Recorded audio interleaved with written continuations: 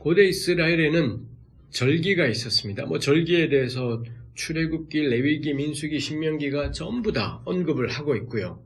그 다음에 전부 다 언급을 하고 있어서 분량도 적지 않다라는 거고, 그 다음에 각각의 책들이 소개할 때 소개하는 관점들이 조금씩 다릅니다만 이 출레민신 4권의 책이 다 소개하고 있고 그렇다라는 점에서 절기가 적어도 고대 이스라엘에서는 매우 중요했다라고 할 수 있겠습니다. 오늘로 생각을 해보면 이런 절기라는 게 왜 중요할까 싶은데, 절기는 1년 중에 흩어져 있어서, 그래서 기본적으로 절기는 매년 돌아오는 연례절기인 건데, 매년 이렇게 돌아온다라는 것이 가지는 의미가, 그래서 1년을 살아갈 때 이 절기들이 다 하나님과 연관이 있습니다.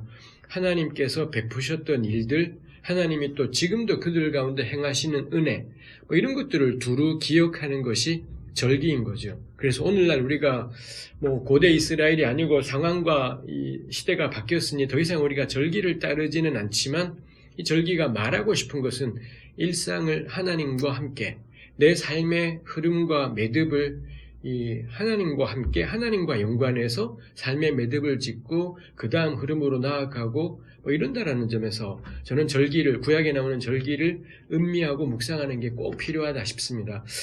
구약절기에 대해서 말씀드린 것처럼 여러 가지가 있지만, 레위기 23장이 참 독특해서 안식일부터 시작을 합니다. 사실 안식일은 일주일마다 돌아오기 때문에 절기의 기본 개념하고는 조금 안 맞다 싶은데, 특이하게도 레위기는 안식일부터 시작하고 있습니다. 그래서 아마 그 의미가 뭔가 싶지만, 안식일 정신이야말로 절기의 근본이다. 아마 이런 이유가 23장에서 첫머리에 안식일을 쓰고 그 다음에 나머지 절기를 다룬 것 같아요.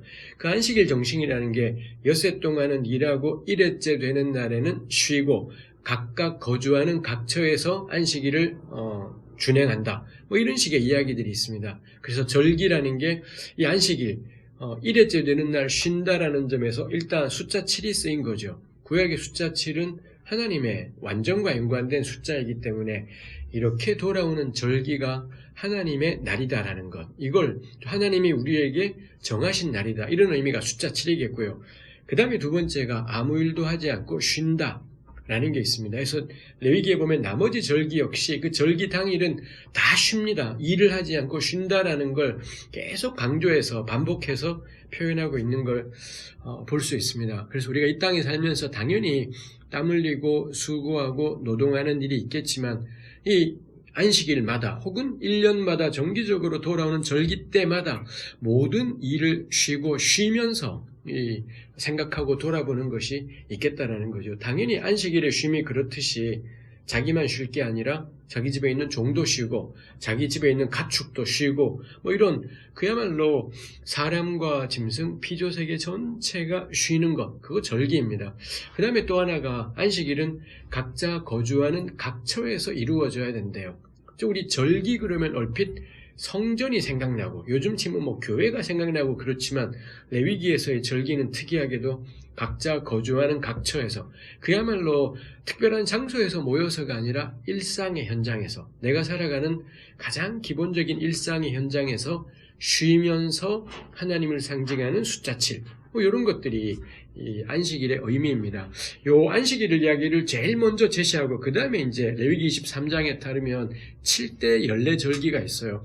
가장 처음에 등장하는 게 유월절, 그리고 유월절 다음 날부터 7일 동안의 무교절이 시작이 되는 거죠. 알다시피 유월절과 무교절은 하나님이 애굽에서 이스라엘을 건지셨던 날, 애굽의 모든 장자를 치실 때 이스라엘은 건지셨던 것, 그거 기념하는 것이 유월절과 무교절이겠습니다. 그래서 한 해를 믿음으로 시작하면서 하나님이 우리를 그 밤에 건지셨어요.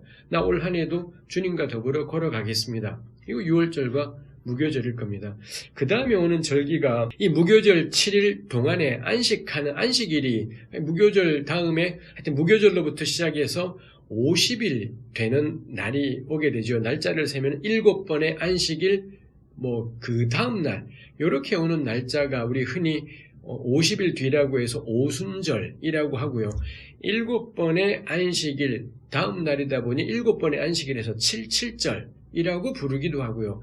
이 오순절 혹은 77절은 보리와 밀 추수를 한 다음에 그 수확을 감사하며 하나님께 드리는 절기다 보니 맥추절이라고 부르기도 해요. 그 다음에 보리와 밀의 첫 열매를 하나님께 드리는 것이다 보니 초실절이라고도 합니다. 결국 맥추절, 오순절, 초실절, 칠칠절은 똑같은 절기를 가리키는 다 다른 이름들이라고 할 수 있겠습니다.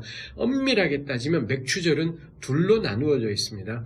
무교절 다음 안식일날 그날에 보리 추수를 한 다음에 그 보리를 벤 이삭 통째로 가지고 와서 하나님께 제사 드리는 것, 이게 맥추절의 시작이고요. 그 보리 이삭을 드린 뒤로 7 안식일 다음 날, 그때는 밀 추수를 해서, 고대 팔레스타인은 보리 농사가 먼저고 그 다음에 밀이었대요. 그래서 밀 추수를 한 다음에 그걸 가지고서는 빵을 만들어서, 첫 번째는 보리 이삭째로 가져오고 두 번째는 빵을 만들어서 성전에 가지고 와서는 제사 드리면서 하는 것, 그게 이제 맥추절인 거죠. 두 개를 합쳐서, 이 맥추절은 첫 번째 맥추절과 두 번째 맥추절 사이 간격이 50일 이렇게 되는 셈이라고 할 수 있겠습니다. 그래서 합쳐져서 맥추절은 하나님께서 우리에게 주신 것에 대한 감사, 이게 맥추절이라고 할 수가 있겠지요.